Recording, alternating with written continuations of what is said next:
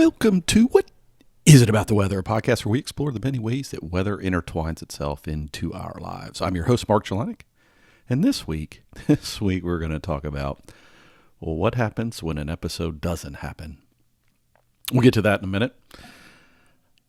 Yeah, I've been distracted by the snow, and I was distracted again this weekend, and that's part of the reason this episode's a little later. And as you'll hear in the recording, it's probably not the main reason, but I got distracted with snowshoeing. Now, you would think someone who loves the snow as much as I do that I would have done this before, but I hadn't. So with all the snow we've had in our area, I think I may have mentioned I went on a hike last weekend, right? And there was a lot of snow. So much snow that it made walking through it, I mean, it's probably 2.5 feet. Right, so not quite a meter, let's say 3/4 of a meter. It just made it difficult and wet. So while I still got a hike in, I really wouldn't call it a meaningful hike. In any case, snowshoes acquired. Went back to the same place, had to conquer that same place. But we've had more snow this week. So collectively, and I did a few sample spots where I was yesterday, the area probably has still sitting, even with some melt this week, on the order of 3.5 to 4 feet. Yeah, 3 in some places, but between 3.5 and 4 in other places. So meter plus for sure. A lot of snow. Snowshoes work great though. Good distraction. Kind of fun thing to do. I got to figure it all out. The way I position my feet in the shoes, that things were smacking my shins. Not a good feeling, but I'll get all that figured out, and you don't need to be bored with it. I came across another story this week as well. There was something about, and I've mentioned these things, CubeSats before, right? Trying to take satellite technology, make it smaller, less expensive to get into space, into orbit. And the thought process there is pretty simple in that the cheaper they are to do and more throwaway, and I hate the thought of it being throwaway. I guess if they burn up in the atmosphere when they come in, it's less of a problem. It's better than it being space junk.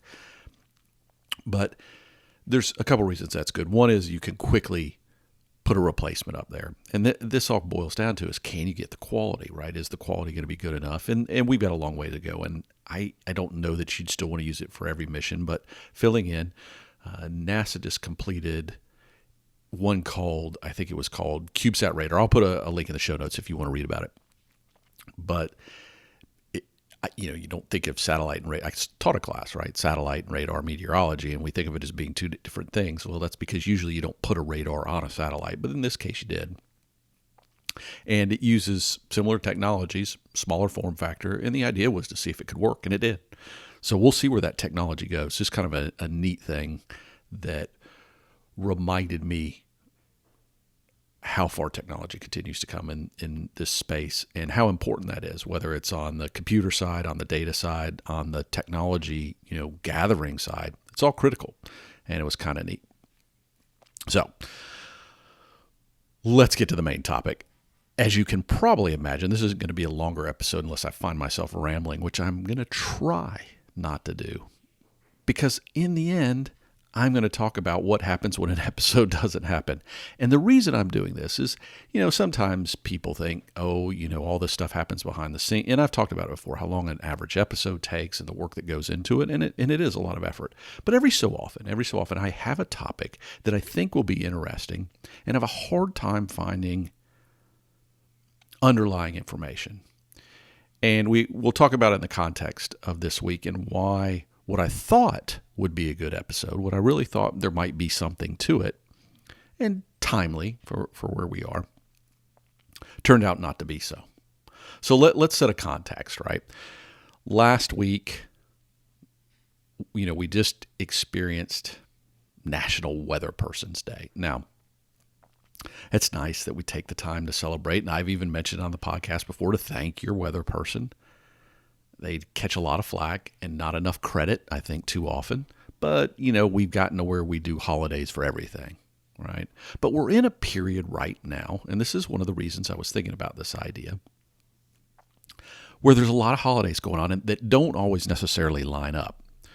Some of them do, the others don't. One is Lunar New Year. Now, it's very well known as Chinese New Year, but it's very well celebrated, I guess, to some extent throughout Asia. It's not just in China, but by far and away, Chinese New Year is probably the biggest well-known celebration of the lunar calendar.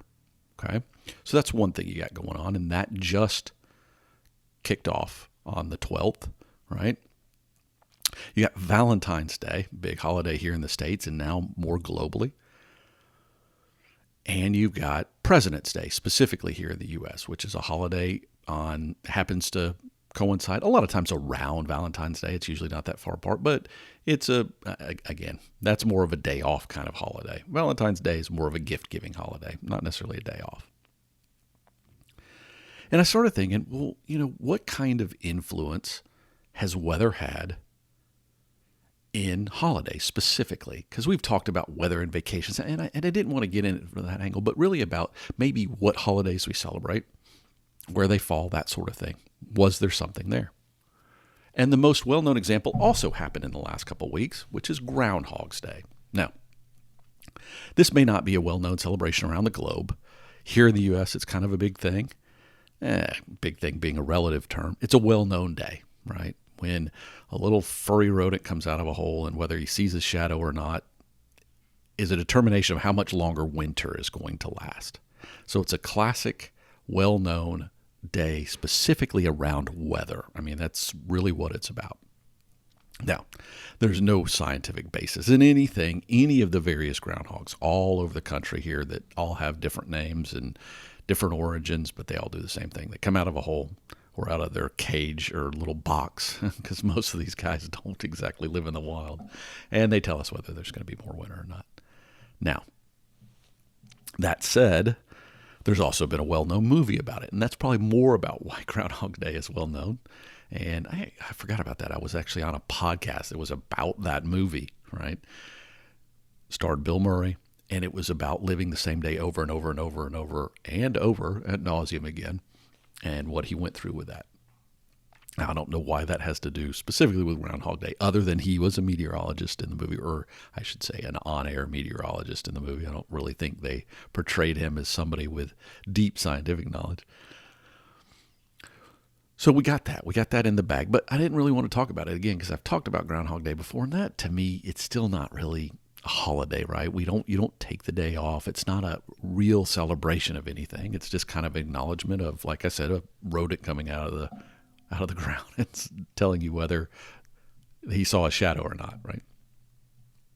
Wow, very exciting. So I started looking around, and I wasn't finding much. And this is what happens when an episode doesn't go the way I want it. And this has happened many times. As an example, you start to pivot, right? That's what we do in life. It's what I do with the episodes, that I start in some place, and every now and then you'll hear me mention that, like I started down this angle and I didn't find this, but here's what I found instead. And so I started with it. Pivot number one, of course, was other days besides the obvious Groundhog Day that came up in Google. And I came up with a site that listed some, again, things that people do to drive traffic to their website. So it was like a date and time kind of thing, not the well-known date and time one, but some secondary one. And so they took all these categories and created categories, right, of days that might be related to weather. Some of them I didn't get, but like Umbrella Day was there, yeah, Windmill Day, and even Skywarn Recognition Day. And for those who don't know what Skywarn is, I'm not going to bother you with it. But for those that do, we'll get a kick out of the fact that there is a Skywarn Recognition Day. And of course, it had Groundhog's Day listed and National Weather Person's Day listed. It had some others like Tsunami Day that I don't know what has to do with weather and climate, but it was there. So pivot number one was unsuccessful. Like I said, didn't want to focus on Groundhog Day. Other days did not come readily to light. So pivot two was more, maybe it was less about a specific definition, but days that maybe capture the idea, right? So here in the States, again, we have these two holidays, Memorial Day and Labor Day, and they're considered the bounds of summer. As the saying goes here, it's when you're allowed to wear white pants, and you should never wear them outside. That's the summer days, right? Those are the summer days. Now, they're fairly close to both my definition of summer, right, of the months that fall in the summer category, and they're also fairly close to astronomical summer, right? So it does kind of capture the same idea, but they're really not around weather. And there have been days in the past, and if you go to different cultures, particularly go into old times, and you could even look at Thanksgiving here in the U.S., to some extent it's a celebration of the harvest. And there are a variety of harvest days around the globe that mark the end of the growing season, which is somewhat weather related. But you don't usually find write-ups that specifically go with that angle. They may mention it, but they don't get hung up on it, if you will, or they've tried to, maybe because they found that angle boring, which is kind of what I was finding. Is everything I found, it was like, okay, we could go with that angle, but in any case, what it all pointed to me was, again, the weather kind of holiday angle. Because, sometimes when I get into these topics, it's somebody's really taken some time, or a few people have taken some time to really talk about the weather element. This was not one of them again. Then you go to another pivot, and it's something we've already talked about before, which is the whole idea, particularly this time of year, about the challenge of a holiday, right, that falls in the wintertime, and why people may not enjoy it because of seasonal disorders, right, where we talk about being more depressed in the wintertime, or as I've talked about in the past episode, it sometimes happens to people in summer. So those holidays that you think of being so cheery aren't necessarily cheery for people. So why is this not a legitimate topic? Well, the idea is kind of interesting, but we've covered it, right? So here we are. I've got all these pivots still not working. So I thought, okay, it's Valentine's Day weekend. And while Valentine's Day, I don't necessarily think of directly with weather, right? I thought, weather and love or something like that. And again, there was nothing there. And it actually kind of brought out some of that mood stuff about why Valentine's Day isn't necessarily liked by everyone. And I was like, okay, so where are we? Where are we at? I've pivoted and I pivoted and I pivoted, and I'm either finding stuff that we've covered at least in enough depth before, or I don't want to make a whole episode about that right now because I really need to put more research into it. And that's true of all these episodes, right? I have a list. I have a list in my little to-do list thing of topics that I think would be good that either you've told me about. I'm thinking about one even right now as I was doing about this, because some smells just came my way as somebody asked about the smell of weather, right? And that aspect, and it's right there on the to-do list, and I need to do it. But I want to spend some time and do it right.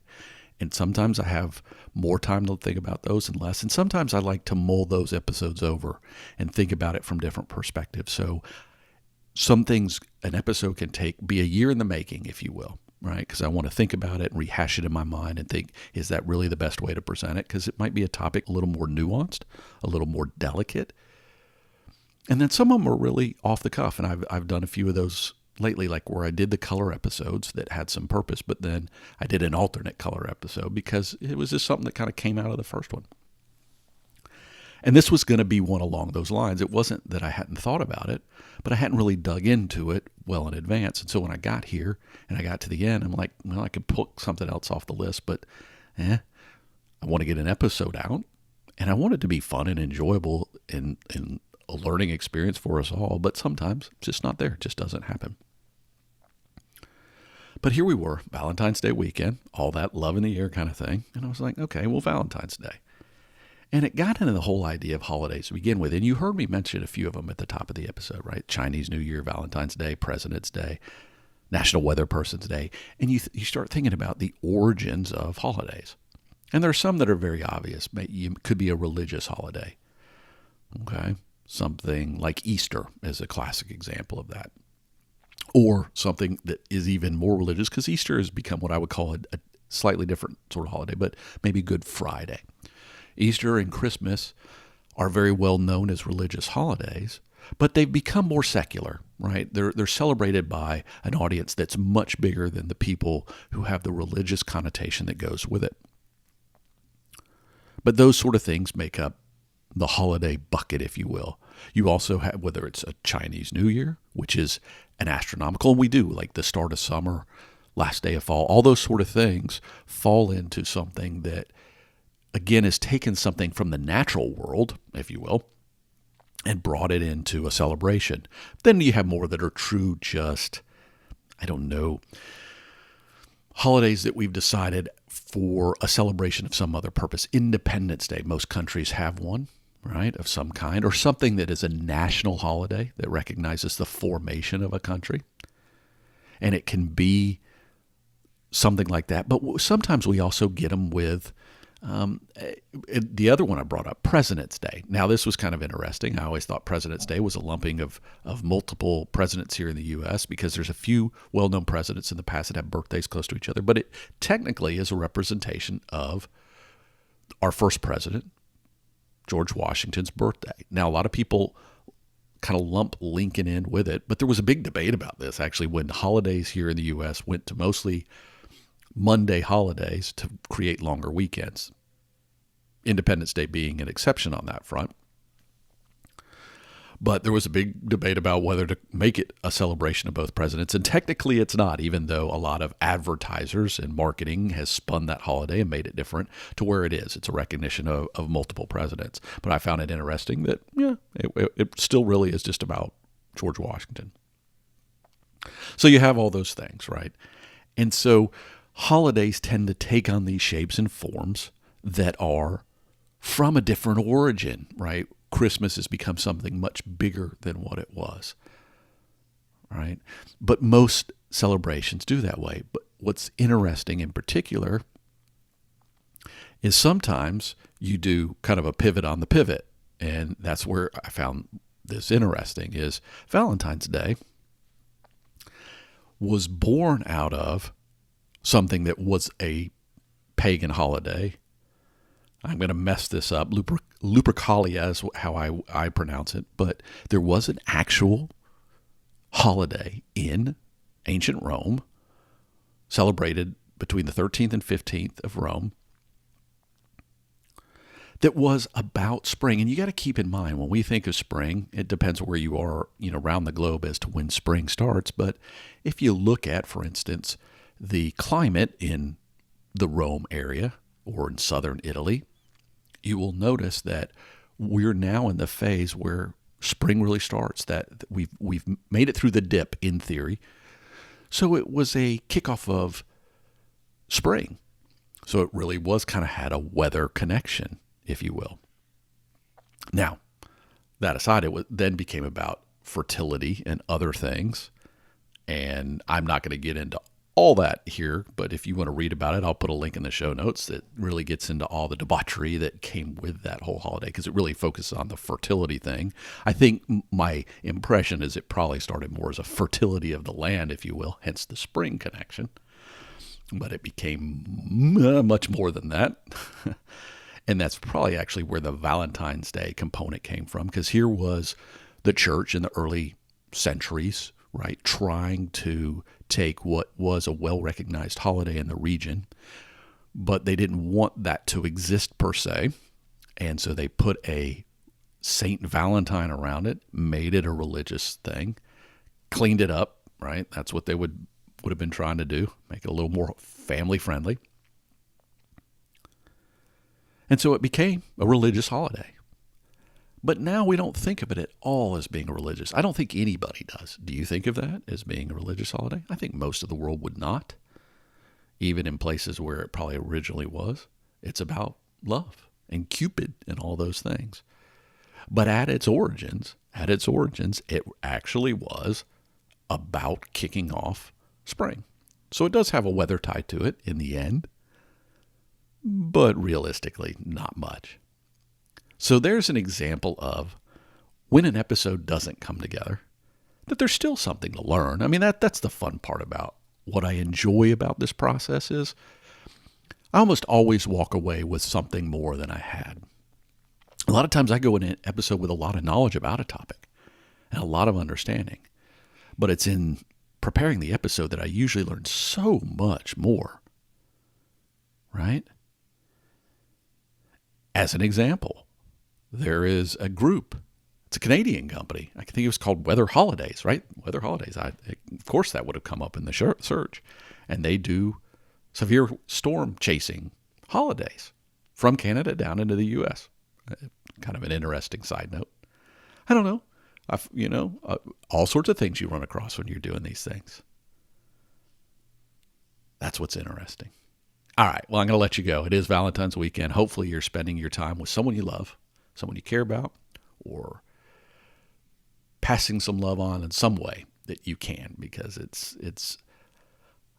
it can be a difficult time of year for many people that have lost loved ones or that don't find romantic holidays very romantic. So share a little love.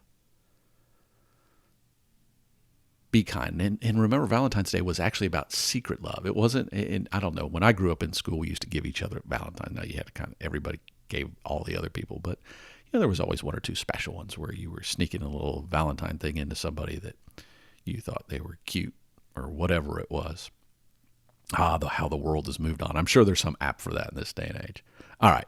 Let me know if you have any thoughts about weather-related holidays. If there's something I missed, hey, always send it to me, because I like to learn about things I can do in the future where it would get it right, because I still think it's an interesting topic. Just didn't find anything interesting to talk about. You can reach me, whatisabouttheweather@gmail.com. What is about the weather on Twitter? Mark_Jelinek on Twitter as well. Of course, you can find us on Patreon. What is it about the weather? No, what is it? Patreon.com/weather.